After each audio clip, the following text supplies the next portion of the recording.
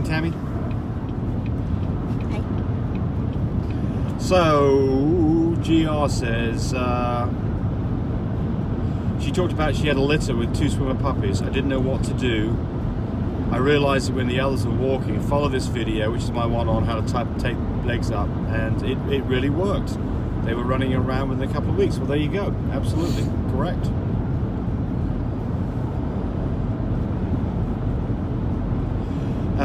Angela Dodson, how are you able to do DNA prior to being done nursing? What we're talking here is animal genetics, these other people where you send off some DNA material, that they can send you a free swab test kit. You have to pay for the test, but the kit's free.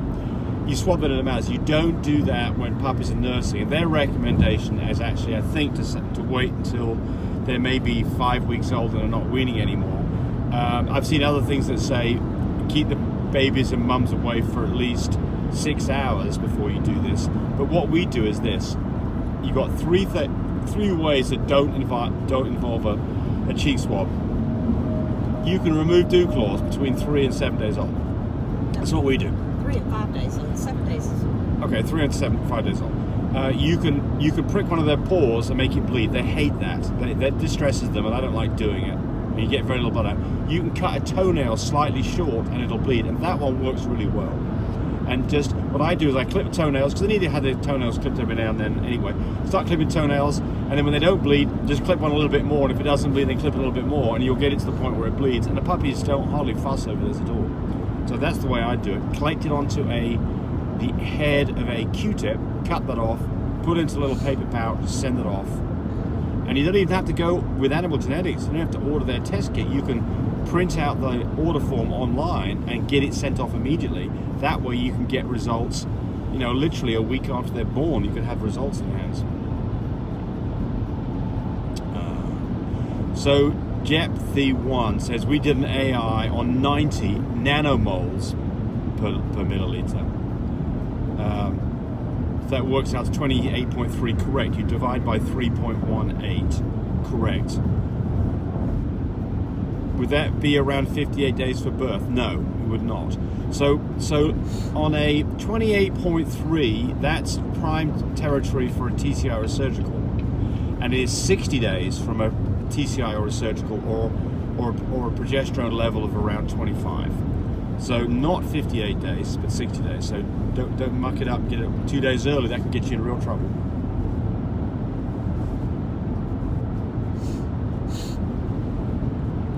I'm reading here.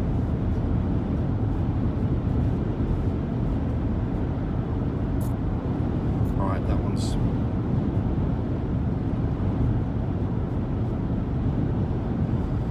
Someone's talking about your heroes. Short and compact. Okay.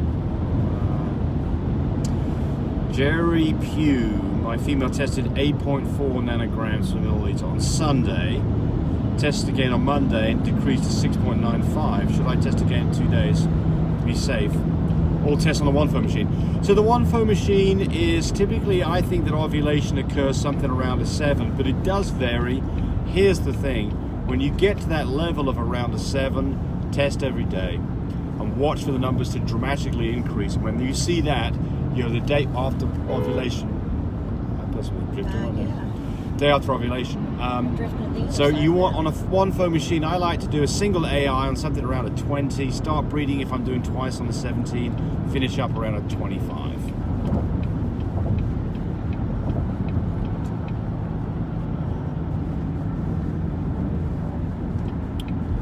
Catherine Harbit, you guys seem like nice people, thank you. Flat faces are not good, they are super bad to breed for, as it causes great suffering for these dogs.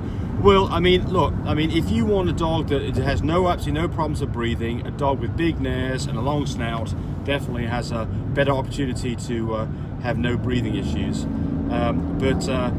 Typically we want shorter faced Frenchies, and with that goes, specifically maybe some problems. But I've seen many Frenchies, including our studs, that have flat faces that breathe just fine. So I've never had any soft palate resection on any of our studs ever. They're picked because they've got good breathing. So there you go.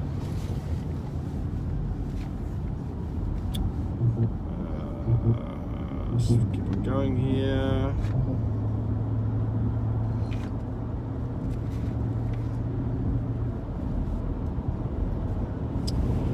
Luis Alvarez, what are your thoughts on pigeon chest? Could you breed it out? We came across a puppy whose siblings did not have pigeon chest. The owner claims that neither one of the parents have it. Well, it's probably quite right. I mean, you know, I don't think I've ever seen a pigeon chest. I've seen flat chests that can be fixed by taping their back legs up because they get flat chests. The pigeon chest is more of this where it points out like this. You know, is there a hereditary element to it? Well, you know, none of the puppies had it but one. Neither of the parents have it. Probably just one of those things. Probably okay. I mean, certainly, you know, would you go out of your way to pick up a puppy with a pigeon chest? No. You know, you'd like to get the best dog you can to breed with. And so anytime that you accept something that's a little bit substandard, you run a risk that it might come across in its puppies, in its offspring. So my thoughts on this would be, unless there's other really good reasons to buy this dog, I would probably pass. Josie Zaragoza, if you breed a fawn to a fawn, all the puppies will be fawn? Question mark. No. If they both carry colour, will all the puppies still be blue fawn chocolate fawns? If so, how do you breed the fawn out? So the first thing is that if you have two fawn dogs and they don't have any other colours like blues or chocolates, then they will be fawn dogs.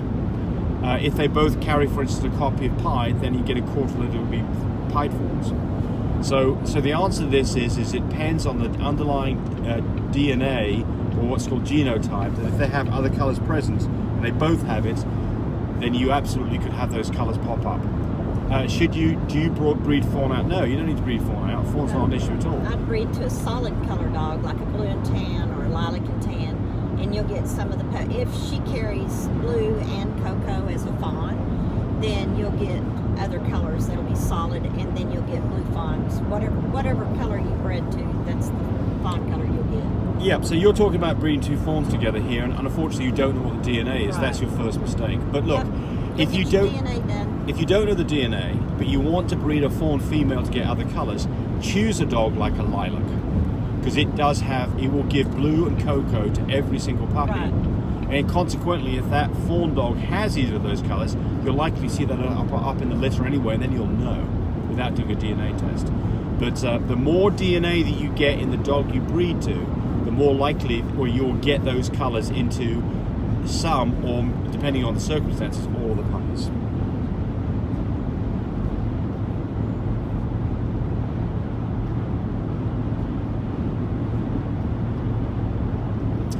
James, we are about to have a litter of English Bulldogs. I want to confirm with you, ambient air temperature in the incubator needs to be 85 to 90.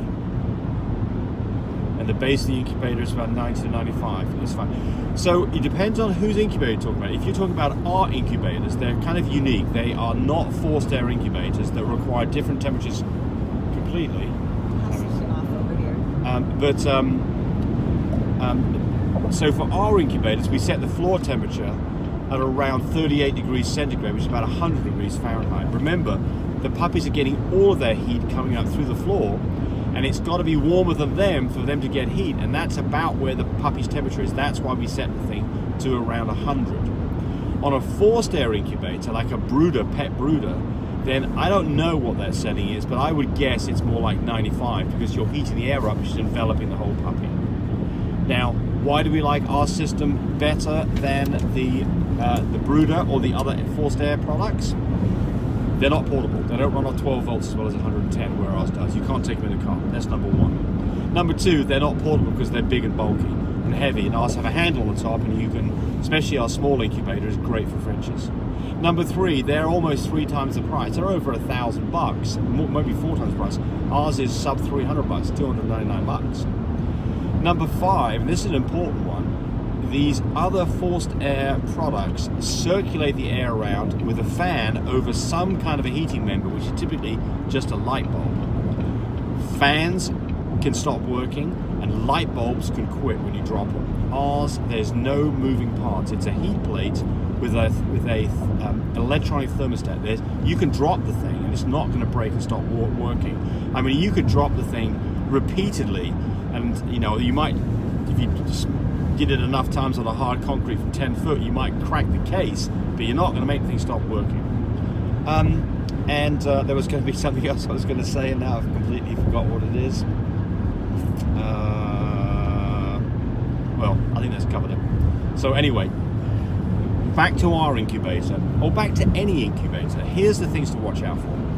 If you put puppies in there and they are quiet and happy, you've got the right temperature. If you put puppies in there and they're clammy and sweaty, you need to get more air circulation. For ours, you just open the lid slightly. And for ours, it doesn't make the puppies cold because they're not getting heated by forced air, they're getting heated by being on a hot floor.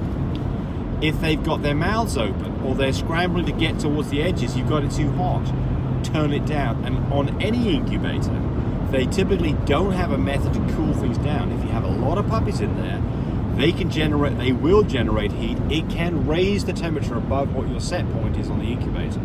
So in our system, we recommend if you have a lot of puppies in there for a long time, turn it to from 38 to 36.